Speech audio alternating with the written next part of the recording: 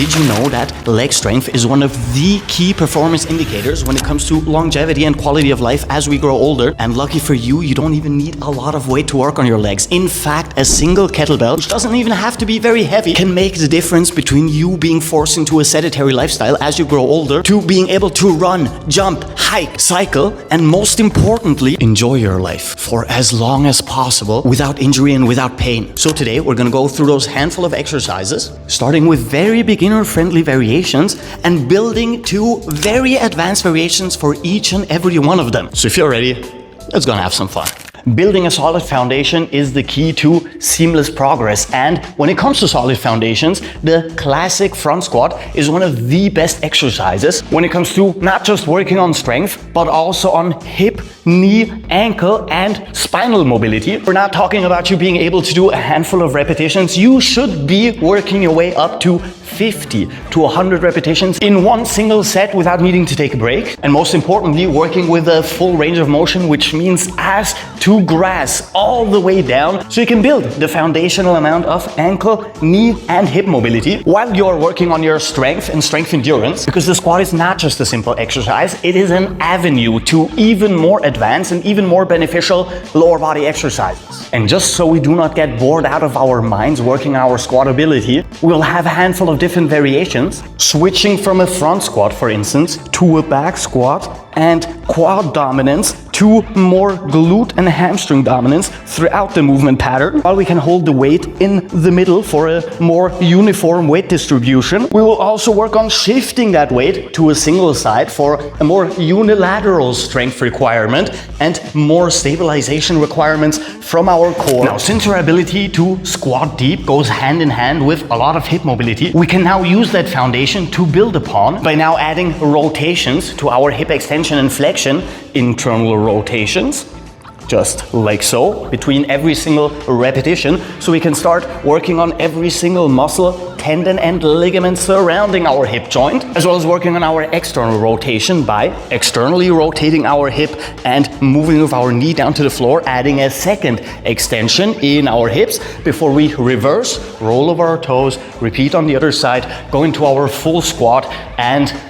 so forth. Because this way we are now maximizing hip, knee, and ankle mobility in a controlled fashion in those unilateral movement patterns, which are going to help us work on coordination as well as stabilization throughout our entire body, so we do not lose our balance as we go through those exercises. And then adding more and more control, stabilization, and flexibility to our squats by going through a pseudo hip thrust at the deepest point of our movement pattern before now requiring a lot of hip flexor strength and control to be able to reverse out of this movement without injury and without the necessity of using our hands to elevate back out of it, and progressing within the exercise into a longer and longer range of motion, basically doing a reverse Nordic curl for a maximum amount of anterior chain flexibility, as well as a lot of strength in our quads and hip flexors as we progress in range of motion. And consecutively, with all of this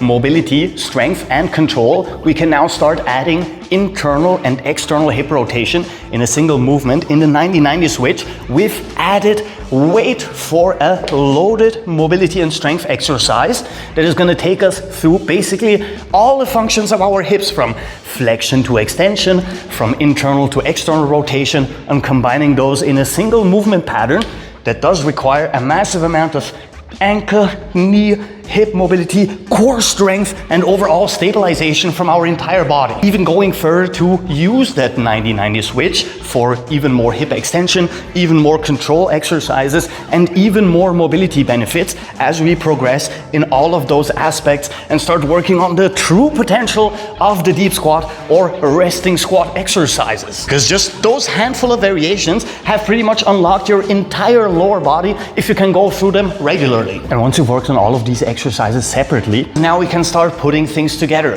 First repetition, internal rotations. Second repetition, external rotations with hip extension, always rolling over our toes. Next repetition, 90-90 switch, getting back out of it, massive amounts of core and hip flexor strength, as well as coordination, and next repetition, adding hip extension at the lowest point in the 90-90 switch, so we can go through every single one of those exercises within a single set, working on different speeds of the movement, combining slow twitch with fast twitch muscle fibers, and working through very slow, practically slow motion movements, which do require a lot of control and a massive amount of strength, to explosive movement patterns, which do require the same in a different way. As usual, this video is sponsored by you. You are my only sponsor. By liking this video, subscribing to the channel, watching the whole video until the end, maybe sharing it. Hell,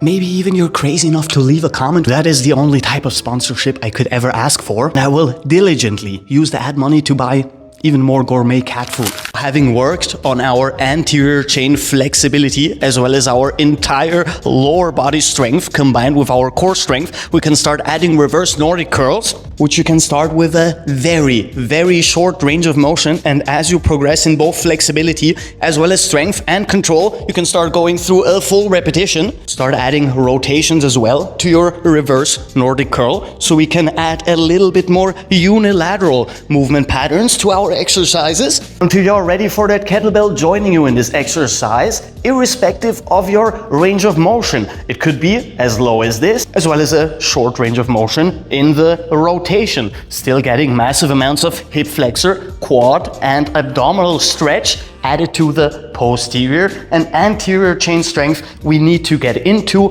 and reverse out of this move. Now, while the classic Bulgarian split squat is already an amazing exercise, not just when it comes to building strength, but also when it comes to building anterior chain flexibility, combining unilateral movement, which requires a little bit more coordination and a lot more stabilization from our body. I have seldomly seen it used to its full potential, because this is just our foundation for a Bulgarian split squat. Because something as simple as elevating your heel and working on your toes can level this exercise up from a very beginner friendly to a very advanced exercise when it comes to stability, core strength, and foot musculature strength, which is very important when it comes to all sorts of things, from balance to explosivity and building massive amounts of speed through controlled movements. And it's definitely not the only tiny change that can make a huge difference, because something as simple as shifting the weight from our shoulders to above our head in complete extension in our shoulder is now going to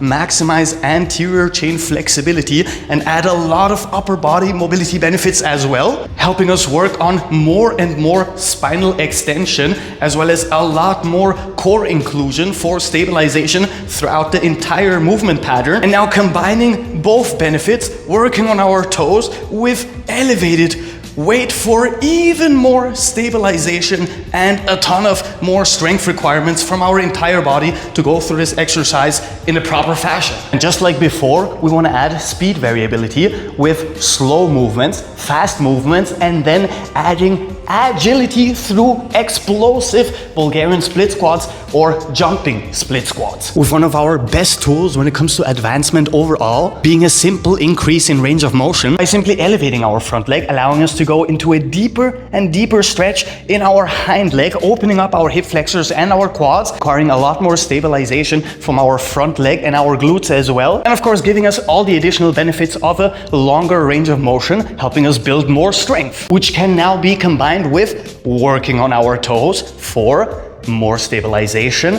throughout a longer range of motion and more flexibility, with above the head elevated toes for all of those benefits, just more for those of you who want to see even more advancement in their agility. And the scalability we can get from a Bulgarian split squat is even more impressive when it comes to lunging exercises, starting with something as simple as a forward lunge, alternating between left and right, working our way up to being able to bring our knee into contact with the floor, pushing our hips forward, lengthening our anterior chain, reversing in a controlled fashion, and switching legs, to alternating into a backwards lunge, which does require a little bit less strength, but a little bit more ankle mobility, shifting to a variation where we cross over backwards for a lot more hip mobility as well as glute strength, and then increasing both stabilization as well as strength by combining forward and backwards in one single movement without stepping on the floor in between. That goes for a classic forward lunge, in a combination with a crossover backward lunge, just as much as it goes for a diagonal forward lunge to an outwards backward lunge. And of course, starting to add work on our tiptoes for bulletproofing our ankles and adding more ankle mobility as well as lower leg musculature strength to our exercise, which brings us back to increasing benefits through increased range of motion. Once again, working with elevation for more anterior chain flexibility benefits and a lot more strength benefits for our quads. And just like we did with the Bulgarian split squat, adding this massive amount of upper body anterior chain flexibility by elevating the weight, going through a full range of motion, basically forcing our entire upper body into this spinal extension, opening up our chest and shoulders and maximizing core stabilization throughout this movement pattern. Not to mention that this elevation is useful for multiple directions, squatting backwards like so, requiring massive amounts of strength from our back leg as well, to starting in an elevation and lunging forward into a lower movement for your front leg instead of your back leg. To what I personally enjoy doing a lot, walking lunges with knee elevation for combining stabilization with all the classic benefits from our lunging exercises, alternating between weight at the front, weight at the back, backwards walking lunges as well as forward walking lunges with knee elevations, and shifting that weight once again above our head for added core stabilization as well as upper body flexibility. Now, while the classic pistol squat is frankly one of the coolest single leg or lower body exercises in general, this is not where it ends. This is in fact just a mid step in your progression, because once you have progressed from elevated pistol squats, which make them a lot easier because they require less posterior chain flexibility and less hip flexor strength, so you can start working on that quad strength as well as stability throughout the movement. Work your way down lower and lower towards the floor in your elevation, building more posterior chain flexibility and more hip flexor strength, until you can do this with a tiny bit of assistance from the floor as your starting position. Then working without assistance, classic pistol squats, this time to level up to weighted pistols. And believe it or not, weighted pistols are a little bit easier than classic pistols. Not when it comes to quad strength, you're going to require more of that with the additional weight, but you're going to require less stabilization because the weight distribution is now going to shift from being all the way back here when you're seated without weight to shifting it forward, making it easier to raise out of this position and sit back into it. So progressing through all of those levels at your own pace until you can work with added resistance in the pistol squat is actually a pretty amazing goal to have, because it helps us with all kinds of things, from the necessary posterior chain flexibility to the necessary hip flexor and core strength to the building of leg musculature, to of course looking pretty impressive doing a pistol squat with additional weight. Most people can't even do a classic ass to grass squat, and there you are doing weighted pistol squats. Now I promise, one day I will shut up about the Cossack squat, but it is not today. In fact, today I'm gonna go even further, because if this is not part of your lower body workout routine, you are definitely missing out with an exercise that has a very easy progression to follow. With our first level being as simple as keeping the weight in the middle and working our way down to bringing our hip joint to knee height with an extended back and both feet flat on the floor, which will help us open up our hips and massive amounts of adductor flexibility until we have the necessary strength, control and flexibility to now lower down all the way with both feet flat, requiring a lot of hip flexor and core strength to not lose balance and fall backwards. And very importantly, always raising out all the way with both legs completely extended for a full range of motion before we lower into the next repetition. And this is where the true potential of the Cossack squat starts unfolding, because now we can start raising our heel, moving into external hip rotation in the extended leg, massively opening up our hips, working on posterior chain flexibility instead of adductor flexibility, which we get from flat feet, and massive amounts of stabilization from our foot musculature and our core to not lose balance throughout this movement pattern. Work your way up to being able to do 20 to 30 repetitions with a little bit of resistance in a smooth, controlled, flowing motion. And then take a page out of our deep squat exercise regimen and start adding hip extensions, requiring a lot of control and strength to raise out of this movement without losing our balance and back into it, adding anterior chain flexibility, especially once you start leaning backwards a tiny bit, to massive amounts of glute strength as well. And then this is only for the most advanced ones here. Instead of pushing our hips forward, once we are all the way down here with our knee on the floor, we will push our hips backwards until our butt is completely on the floor. Complete ankle flexion, posterior chain flexibility in our extended leg. But the hard part is raising out of this position by first elevating your knee and then pushing up with both legs simultaneously until you can go through a full range of motion as on the floor, leg extended, raise your knee and out of it. With the difficulty of this variation being rivaled by only a single thing, which is its benefits: knee, ankle, hip mobility and strength for every single muscle, no matter how big or small, in your entire lower body, all the way towards your core, because we need that for every single movement here. And in fact, I'm gonna add one more level just for you, because now, once you are seated down all the way, we will add a complete fold in our hips for maximum amounts of posterior chain flexibility, massive amounts of back strengthening. When it comes to raising out of this fold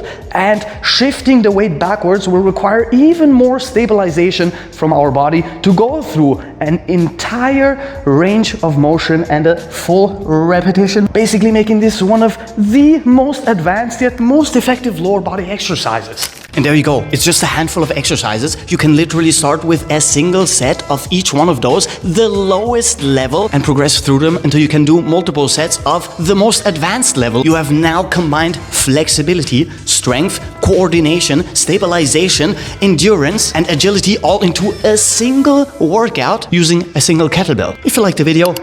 come on, subscribe, join us. We do stuff like that so regularly that I'll probably see you very soon. So until then, have a good one. Captain Cairo. Peace out.